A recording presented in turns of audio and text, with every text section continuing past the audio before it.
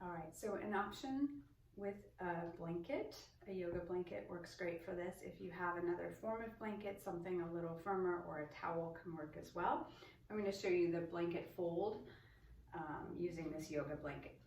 So if you fold the blanket in quarters, fringe to fringe and fringe to fringe again, then you can fold it in half one more time and get sort of this rectangular shape. All right, and then you're going to turn it to the side and roll it up.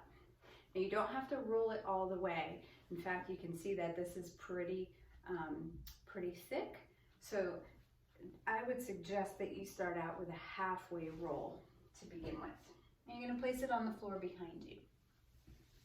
Now this is really important. When you come down to lie on your back, you want the roll of the blanket to hit you right around the bra strap. And so you'll place the blanket up high enough that when you lay back down over it, your arms will go over the top of the roll. Right, so here's the roll, my arms are up here, and actually I'm a little bit high, so I'm going to scooch down a little bit.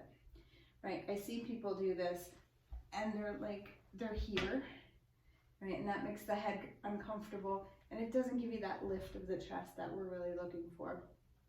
And so from here, you can straighten out the legs, if that's comfortable. Sometimes it's better to keep the feet flat and the knees bent. It just feels better on the low back.